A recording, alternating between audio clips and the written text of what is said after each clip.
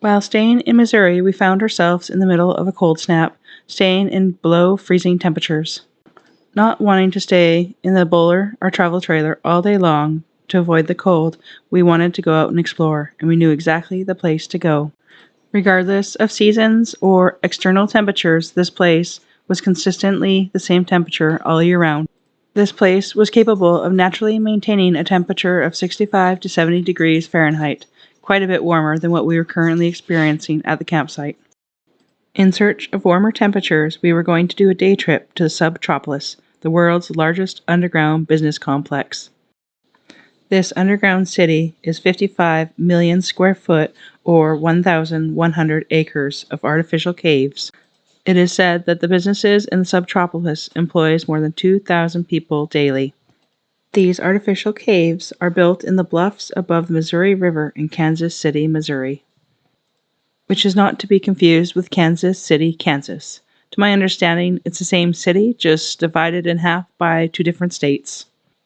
Either way, you want to be in Kansas City, Missouri, to find SubTropolis. Mining in SubTropolis began in the 1940s, and the empty space grew under the limestone bluffs on the Missouri River. By the 1960s, the owners realized that they had an enormous area that they could rent out for business operations. They dubbed their underground city SubTropolis and called it the world's largest underground business complex. Since its inception, SubTropolis has continued to look for ways to improve and to expand. SubTropolis sports nearly 7 miles of illuminated paved roads, and semi-trucks drive throughout the underground. And it has become a thriving business complex.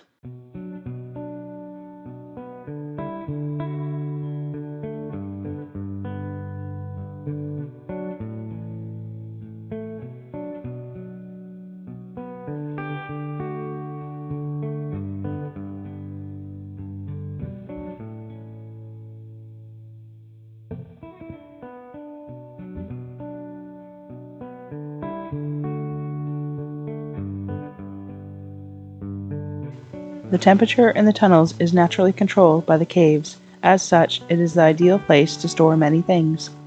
It is said that the United States Postal Service has a collection of millions of postal stamps in the tunnels, as well as many original film reels such as Gone with the Wind.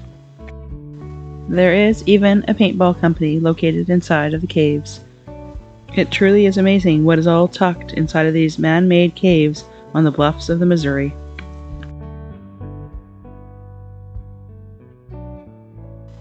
Today, we're in Kansas City, Missouri, about to head into the underground city of SubTropolis.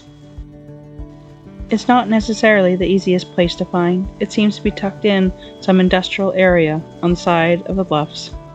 But we are armed with GPS and the internet these days, so we're going to give it a go, and hopefully show it to you. I can see how if you weren't from the area and you were just a street or two over, you would never even know that this exists. There appeared to be several different entrance points. We decided to look for what we believed was the main entrance and see where the roads took us. There are quite a few signs stating that this is private property, but believe it or not, you can just drive by it in. We figured, as a backup, we would say we were looking for the paintball place, because that had to be a public area, I assumed.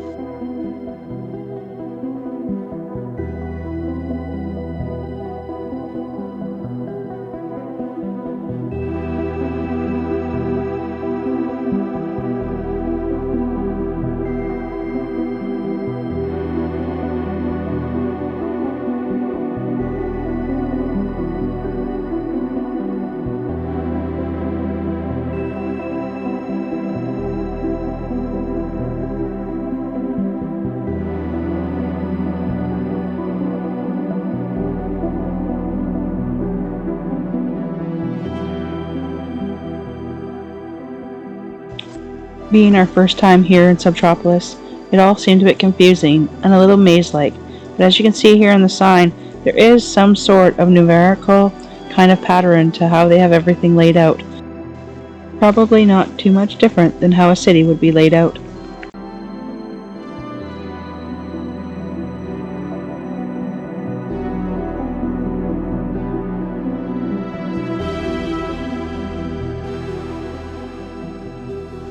Before coming here, we did a little bit of reading about SubTropolis. It was interesting to learn that they save probably about 80% on electricity bills. With the cave systems naturally maintaining a regular temperature, they don't have the issues with extreme heats and cooling, so there isn't electricity required for that. And on top of that, due to temperature variances that they don't experience, they don't have as much of an issue with moisture, which also makes this place an amazing place for storage.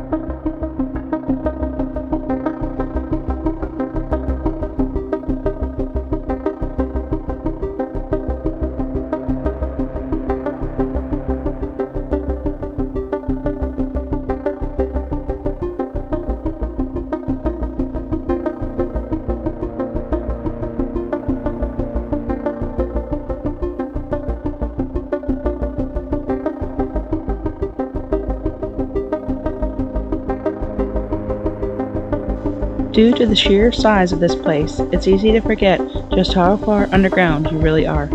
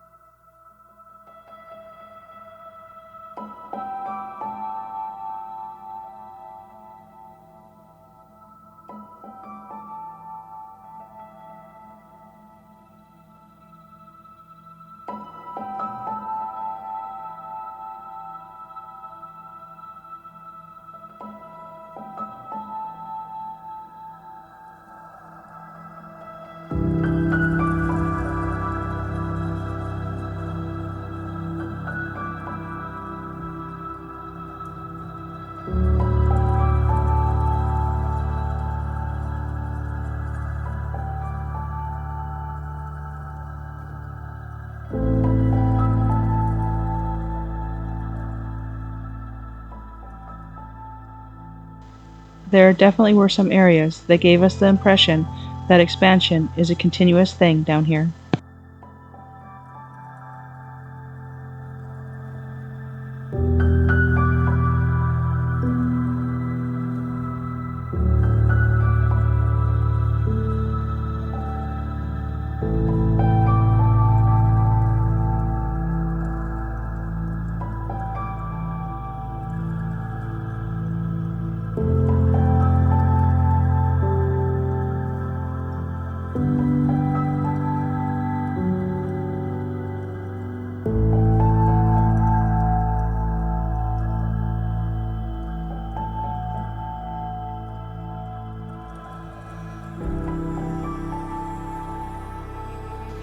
Some other interesting facts I learned while reading up about SubTropolis is that there is nearly 5 million square feet of leasable space.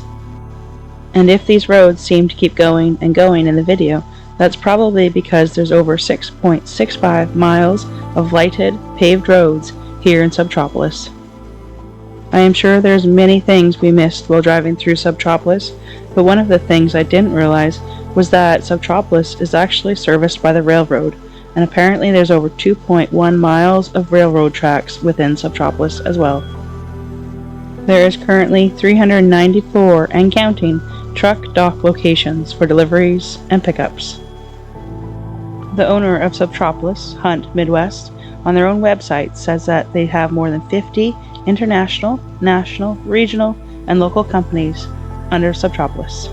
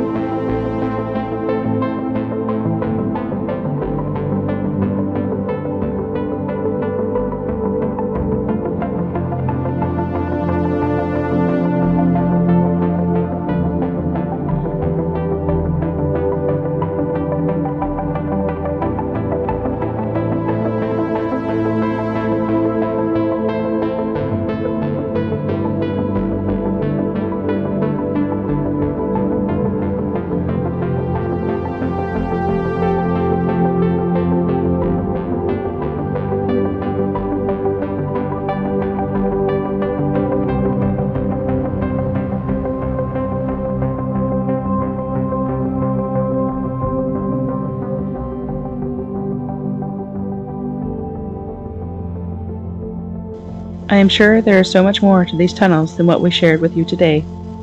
But even the little we saw and learned today we thought was so fascinating we would share with you all. We hope you enjoyed touring the undergrounds of SubTropolis with us today. Thank you for joining us.